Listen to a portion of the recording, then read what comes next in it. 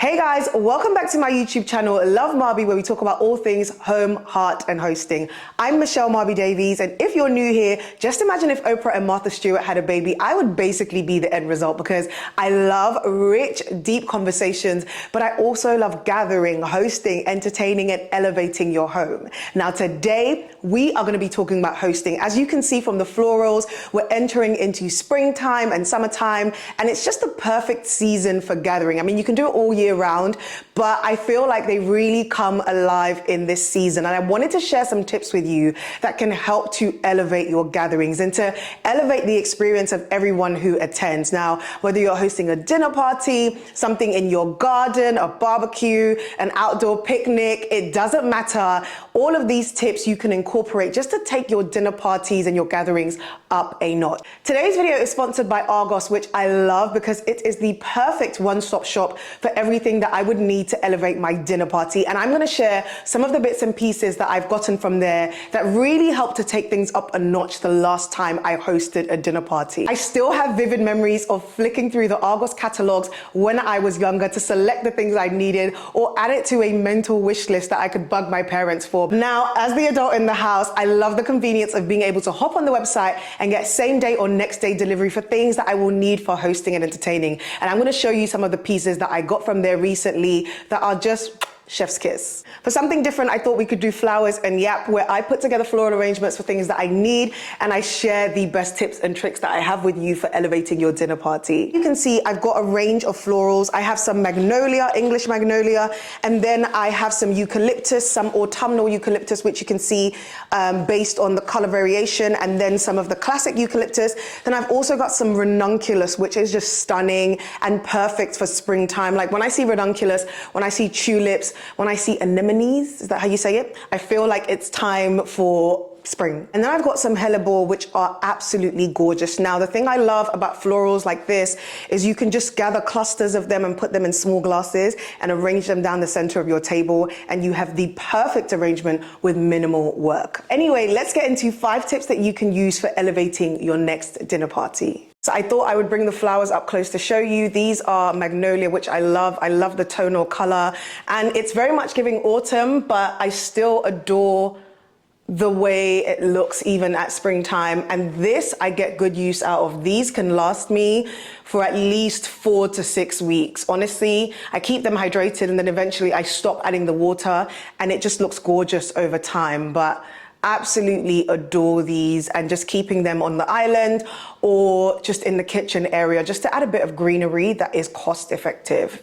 This is the classic eucalyptus. You can tell just from the general green color, just the one that we know and love. And then this is kind of like an autumnal variety, but I love how the little shades of pinks and yellow in there remind me very much of springtime, of the colors of tulips and ranunculus. But I also just love putting the two of them together just for a bit of body and volume, and they complement each other well.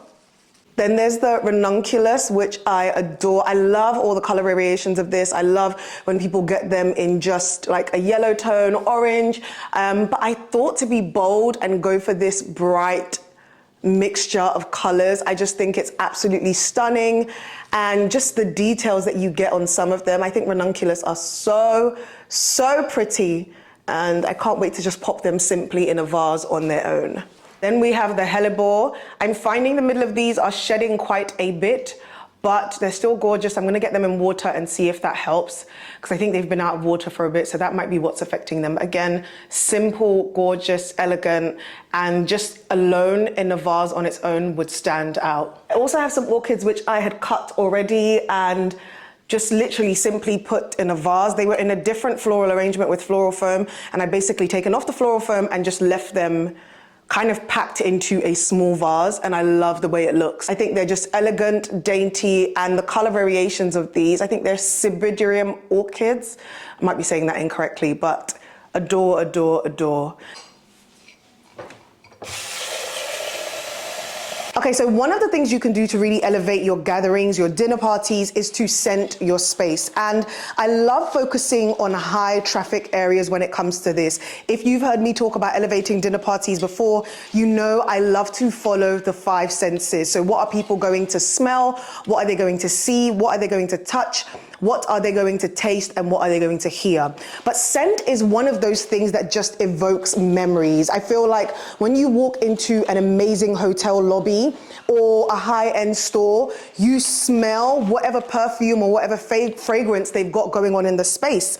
And I feel like when it comes to your home, you can achieve the same result. You want it to be that when people come in, they're like, oh my gosh, what is that scent? Now, one of the things I love to do is focus on high traffic areas when it comes to this. So your hallways, your entryway, bathrooms. And I love to have some sort of continuity with the scent that I use. For my most recent dinner party, the scent I used was amber and patchouli from Habitat. And I ordered this on Argos and it got to me the next day. I love that it is a refill and you can just pour it into any existing vessel that you have. I also love that the range has candles. So you can have the same scent burning in a candle, let's say in the bathroom, whilst you have the diffuser going in the hallway. I love how simple it is to literally just pour it into a vessel and just leave it, and then it fills up your space with such a beautiful scent. I would recommend filling up the diffuser a couple of hours before your guests come or in the morning whilst you're still doing prep, and then as usual flipping the sticks so that the scent can really circulate in the space. But it's such a great touch to add when you're hosting a dinner party or a gathering, because you want people to walk in and immediately be blown away by the scent that you have in the space. To add some visual interest and keep in line with incorporating the 5 senses, you could arrange some foliage like magnolia leaves or eucalyptus in a simple vessel and place it beside the diffuser in your entryway. So it's something pretty for people to look at, but they also get to enjoy the scent when they walk into the space. Okay, I've got another low vase because the other one was simply too tall that I was going to use.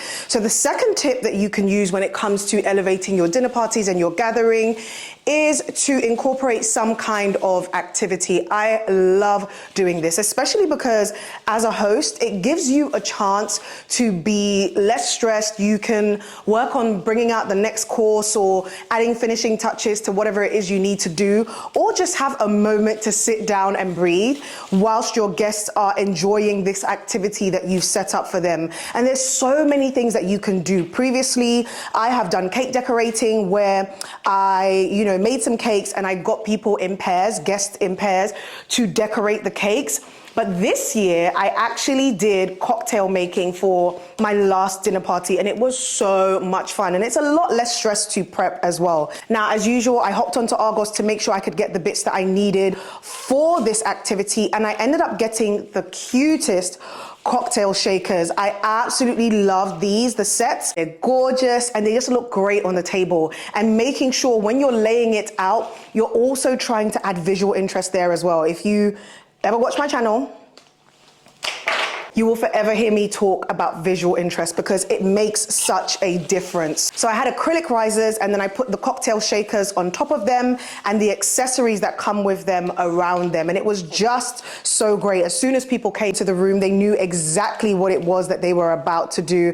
And I loved seeing people use them, and the fact that I could use them over and over again for different activities or for mixing up different cocktails when I do have guests coming over. Again, it was super easy to have these delivered to my door without any fuss because I was quite last minute when it came to coming up with what the activity would be. The theme was brown sugar, and I wanted us to make some cocktails that had brown sugar syrup in it. So I just thought, what a great activity to do and a great way to incorporate the theme into the night. No matter what you specifically choose to do, an activity is just a great way to inject some life into your dinner party or your gathering. And people get to bond with each other. People that maybe have come and you have different friendship groups, or people that maybe they know each other a little bit, but they haven't had one-on-one time. If you put people in pairs for different activities, then it's a great way for them to get to know each other better. Even if it's an activity where you get to sit down at the table, it's just still a fun way to have a bit of a pause from eating. Sometimes you don't want your food back to back to back. So it's a great way to kind of just have a moment for the guests and for yourself. So I have my eucalyptus in a low vase. I have my magnolia in a vessel. And these can sit on your dining table. They can sit on your island. They can sit, against your kitchen countertops. It's just a great way to have greenery in your space. You can also think of incorporating that, like having florals or foliage message in your space for when your guests come in. It just feels amazing. The same way when you go into a hotel lobby and they specifically have teams of people that always have these beautiful floral arrangements, ideally on like a circular table in the middle. It's just such a great way to have a statement piece and something that welcomes guests. So find little ways to incorporate that into your space as well. The next thing you can do to elevate your dinner parties and gatherings is to add thoughtful touches and stationery. Now, I love literally just hopping onto Canva or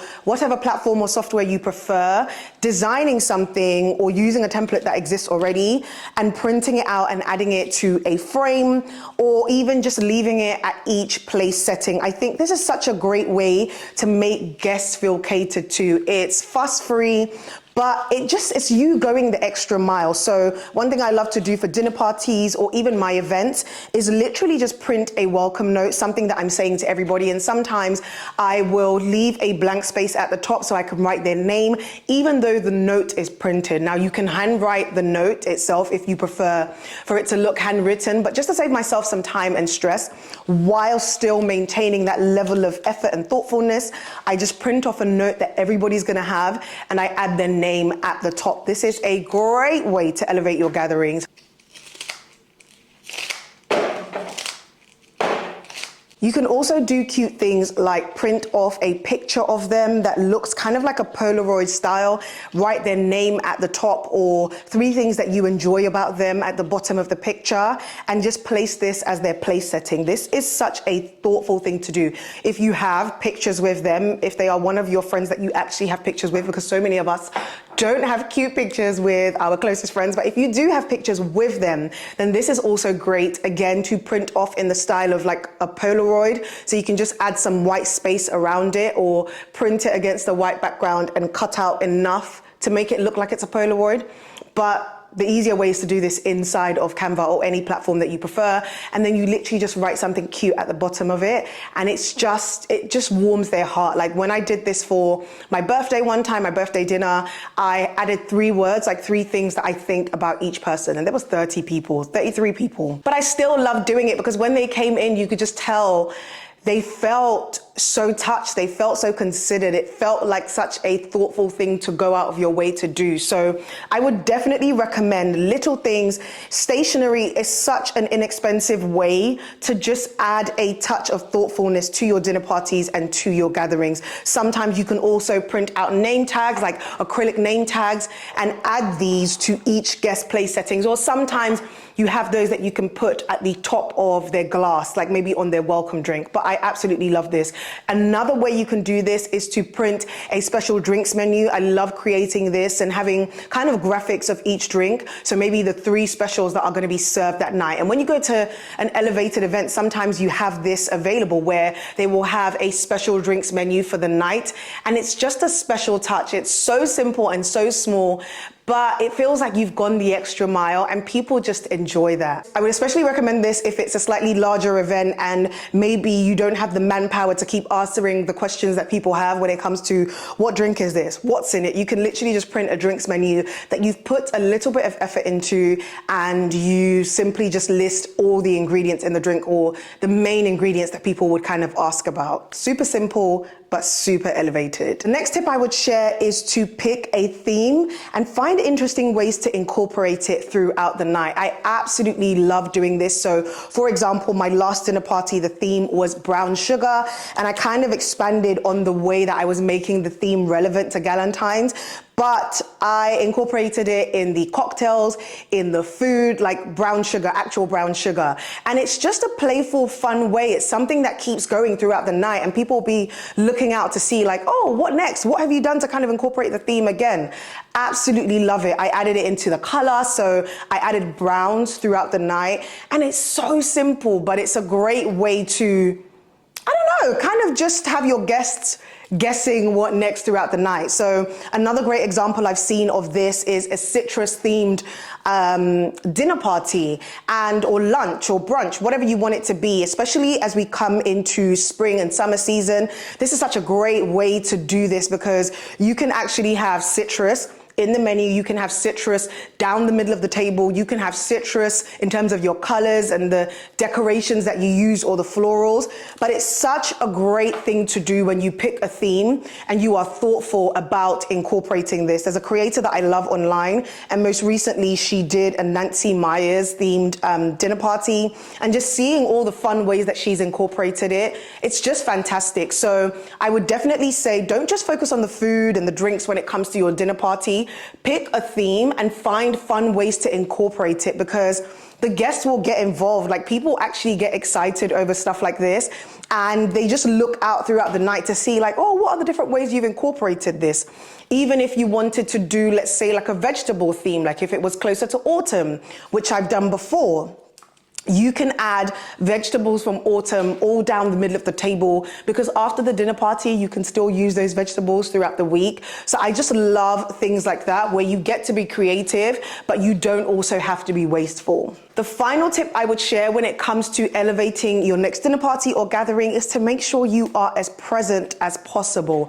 This is something I'm still working on learning, and it takes a lot of practice, especially if you're someone who likes things to be perfect. And part of what makes you a great host sometimes is your ability to consider all the little details and go above and beyond to make sure that everything is just right. But sometimes if you focus too much on that, it means that you are not as present as you need to be when it comes to being a host. So I find a great way to make sure I'm as present as possible is to give myself more limitations. So for example, when I hosted a pizza themed dinner party or a pasta themed dinner party, when you give yourself restrictions, you allow yourself to be more present as a host. If you've heard me talk and share before, you've heard me say this over and over again. Pick a theme, run with it. Maybe it's a chicken themed dinner party, so everything that you're cooking is chicken and a couple of sides, right? But find ways to allow yourself to be present all throughout your gathering, because your guests are coming to make memories with you. They're coming to enjoy that time with you, and you don't want to be kind of flustered and worrying about things to the point where you don't actually get to enjoy their company and make memories with them. So give yourself restrictions. Try not to stand and wash up while guests are there. This is hard, especially because sometimes you're thinking about the next day. You just want to get it over and done with.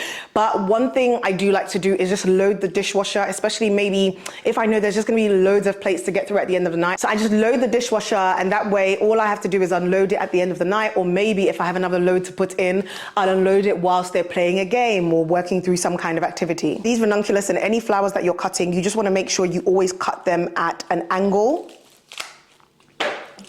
just to make sure there's more surface area for the flowers to drink up all the water and the nutrients they need.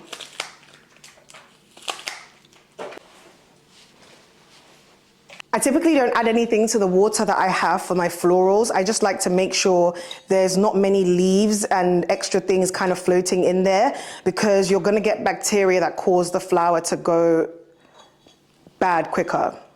And I also try to make sure I change it every other day. Now, the thing about ranunculus is typically I find they're gonna eventually, just like tulips, lean towards the sun or the light. So if it looks tight and packed when you first put them in there, don't worry, give it a day, and eventually they're kind of just gonna fall in a really pretty and elegant way.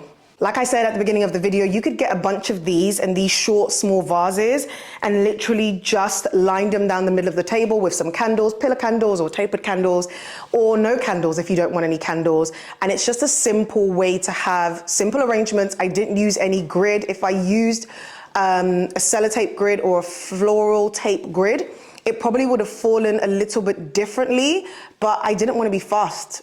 So I've literally just popped them in there.